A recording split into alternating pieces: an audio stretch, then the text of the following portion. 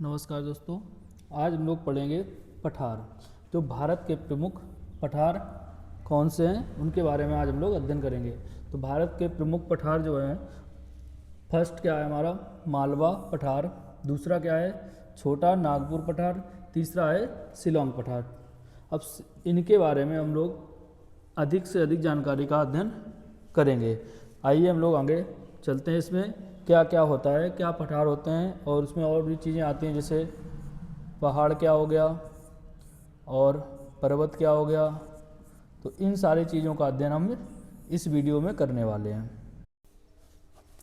तो पहला हमारा जो पठार होगा उसके बारे में अध्ययन करेंगे। जो पठार होते हैं उसके बारे में जानेंगे, ठीक है। और ये जो क्वेश्चन होंगे वो एसएससी और यूपी पुलिस और रेलवे के लिए बहुत ही इम्पोर्टेंट क्वेश्चन होने वाले हैं। तो जो यहाँ पे दिया गया आप लोग स्लाइड्स में देख सकते हैं कि जो पर्वत दिया गया है, यहाँ पे लिखा हुआ है पर्वत। जो ये पर्वत दिया गया है वो हमको यहाँ पे उसकी जो आकृति दी गई है वो इस तरीके से दी गई, देख पा रहे हैं आप लोग। नुकीले जो पर्वत होते हैं उनका शिखर कैसा होता है, नुकीला होता है। समझ में आ रही बात। अगर कहीं पर भी शब्द पर्वत आ रहा है तो उसकी डिज़ाइन हम लोग इस तरीके से बनाएंगे, क्योंकि ये कैसे होते हैं, ऊपर होते हैं नुकीले। जो पर्वत होंगे वो हमारे क्या होंगे, नुकीले होंगे। दूसरी तरफ हमारा दिया गया है पठार, ये दिया गया है पठार। तो पठार क्या दिया गया है, इस तरीके से बन के आया हुआ यह पठार। ऊपर क्या दिया गया है, समतल दिया गया है, जैसा आप लोग चित्र में देख रहे हैं। तो ये पठार कैसे होते हैं, समतल और ऊंचा भूभाग होता है। समझ में आ रही बात। जो पठार होंगे वो कैसे होंगे, समतल होंगे, ऊंचा होके एकदम भूभाग होगा, बराबर होगा ऊपर। और जो पर्वत होंगे वो हमारे कैसे होते हैं, उनका शिखर जो है एकदम नुकीला होगा। समझ में आ रही बात। तो इसकी परिभाषा क्या हो जाएगी, हमारी डिफिनेशन क्या होगी, पठार पृथ्वी पर स्थित वह ऊंचा भूभाग, पृथ्वी पर स्थित ऊंचा भूभाग। भूभाग का मतलब बराबर स्थित में, ऊंचा है लेकिन कैसा है, बराबर है, जिसका ऊपरी हिस्सा मैदान, मैदान कैसा होता है, हमेशा समतल होता है। समतल जो जगह होती है उसी को हम लोग क्या बोलते हैं, मैदान। तो मैदान की तरह सपाट हो, फ्लैट हो, तो उसको हम लोग क्या कहेंगे, पठार कहेंगे। चीज़ समझ में आई। जो हमारा पठार होगा वो ऊपर समतल होगा, ऊंचा होगा, उसको हम लोग पठार बोलेंगे। एकदम मैदान की तरह दिखता होगा वो हमारा क्या होगा, पठार होगा। और जो हमारे पर्वत होंगे वो एकदम नुकीले होंगे। आगे दिया गया है मालवा पठार।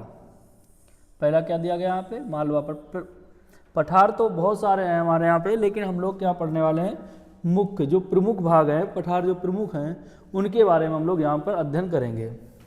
जो मालवा पठार है उसकी स्थिति क्या है, कहाँ पर है, तो वो मालवा पठार जो है अरावली और विंध्याचल के बीच में स्थित है। तो उसको हम लोग क्या बोलेंगे, मालवा पठार। सवाल बनता है विंध्याचल और अरावली पर्वत के मध्य कौन सा पठार स्थित है, तो हमारा वहाँ पे आंसर क्या होगा, मालवा पठार। चीज़ समझ में आई।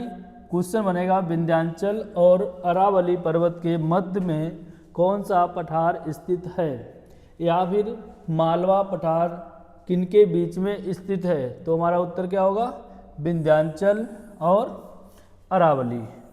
समझ में आई, इतनी बात क्लियर हो गई। दूसरा क्वेश्चन यहीं पे बनता है कि मालवा पठार, मालवा पठार का विस्तार क्या है। जो मालवा पठार है उसका विस्तार कहाँ से कहाँ तक गया या फिर किस किस स्टेट में गया हुआ है। यहाँ पे ये भी पूछ सकता है किस किस स्टेट में गया हुआ है। तो हम लोग क्या देखेंगे वहाँ पे, पहला हमारा एमपी में है, राजस्थान में है और गुजरात में है। तो ये तीन स्टेट से होकर क्या गुजर रहा है, मालवा पठार, मालवा पठार। सवाल पूछ दिया जाए कि गुजरात, राजस्थान और मध्य प्रदेश से होकर गुजरने वाला कौन सा पठार है, तो हमारा उत्तर क्या हो जाएगा, मालवा पठार। एग्जाम फैक्ट क्या होगा, यह पठार अपनी उत्खात भूमि वेटलैंड के लिए प्रसिद्ध होता है। वेटलैंड का मतलब इस तरीके से जो ये ज़मीन का एक चित्र दिया गया हुआ है, जैसे हम लोग देखते हैं कि धान में जब हम लोग पानी लगाने के बाद सूख जाता है तो इस तरीके से दर्रे पड़ जाते हैं उस ज़मीन में। तो मालवा पठार जो है विख्यात किसके लिए है? उत्खात जो भूमि होती है, वेटलैंड होती है, उसके लिए ये विख्यात है मालवा पठार। इतनी चीज़ें आप लोगों को समझ में आई। आगे हम लोग देखते हैं दूसरा। आगे हमारा दिया गया है छोटा नागपुर का पठार। छोटा नागपुर का पठार, समझ में आ रही बात? खनिज, यहाँ पे क्या होता है? अत्यंत संपन्न काय के लिए? खनिज के लिए, ठीक है। खनिजों की दृष्टि से अत्यंत संपन्न है। जो छोटा नागपुर का पठार है वहाँ पे सबसे ज़्यादा क्या पाया जाता है? खनिज। तो प्रश्न बनता है कि खनिजों के लिए अत्यंत संपन्न कौन सा पठार है? तो हमारा उत्तर क्या हो जाएगा? छोटा नागपुर का पठार। बात समझ में आ रही? अगर पूछा जाए इसका विस्तार, लिखा हुआ ना विस्तार का मतलब किन किन राज्यों में ये पठार फैला हुआ है, तो सबसे पहले हम लोग देखेंगे। पहला दिया गया है झारखंड, उड़ीसा, छत्तीसगढ़, वेस्ट बंगाल और बिहार। तो इसका विस्तार हमारा प्रमुख कितने राज्यों में है? 5 राज्यों में। जो 5 राज्य यहाँ पे दिए गए हैं उनमें विस्तार किसका? छोटा नागपुर का पठार कहाँ कहाँ पे है? झारखंड, उड़ीसा, छत्तीसगढ़ और वेस्ट बंगाल और बिहार। आप लोग इसको साथ साथ में ही नोट करते हुए चलेंगे। अब पूछा गया है कि छोटे नागपुर पठार में नदियाँ या नदी कौन कौन सी निकलती है, यहाँ पे कौन सी नदी पाई जाती है? तो उत्तर दिया गया है हमारा, यहाँ से दामोदर नदी निकलती है। तो पूछा जाए छोटा नागपुर पठार में से कौन सी नदी निकलती है, तो उत्तर हमारा क्या हो जाएगा? दामोदर नदी। आप इसको नोट कर लीजिएगा कि छोटा नागपुर जो पठार है वहाँ से कौन सी नदी निकली हुई है, तो उत्तर हमारा क्या हो जाएगा? दामोदर नदी। आगे दिया गया है इसे भारत का रूप प्रदेश, यहाँ पे रूल नहीं, यहाँ पे है रूप,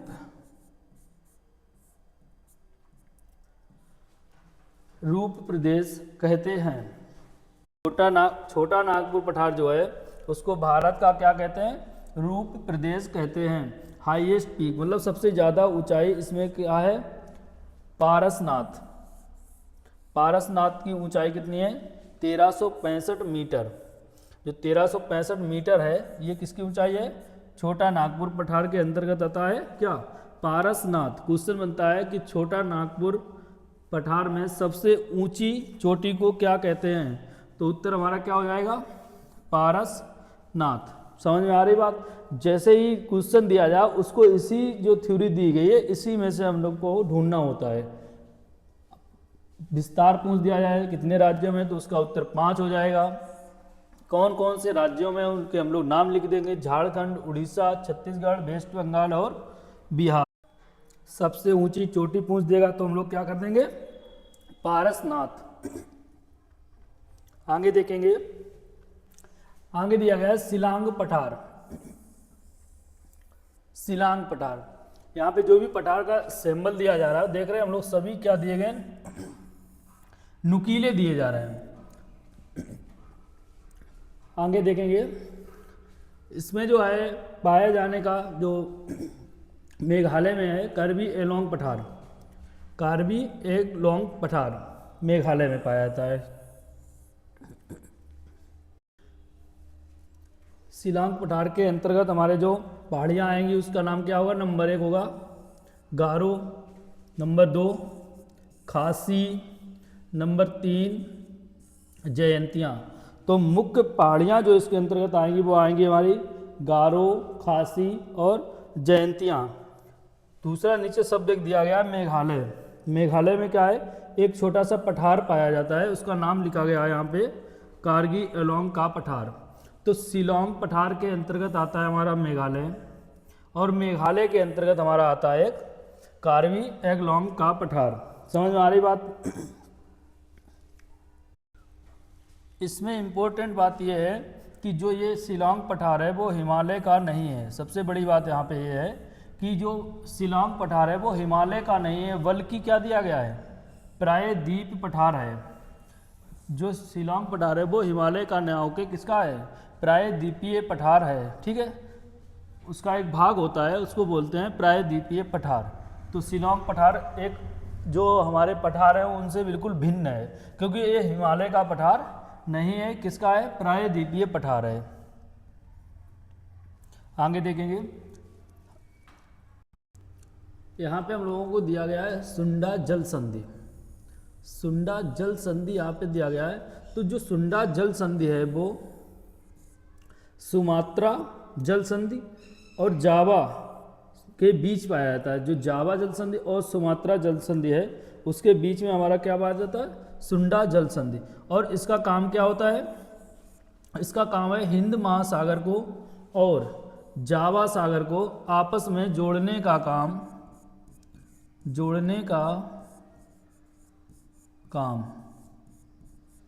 करती है। समझ में आई बात? जो हिंद महासागर और जावा सागर को जोड़ने का काम कौन करता है, सुंडा जल संधि। जो सुंडा जल संधि का मुख्य काम क्या है, हिंद महासागर और जावा संधि को जोड़ती है। और सुंडा जल संधि जो है सुमात्रा और जावा के मध्य स्थित है। यहाँ से बहुत इंपॉर्टेंट क्वेश्चन बनते हैं कि सुमात्रा और जावा के बीच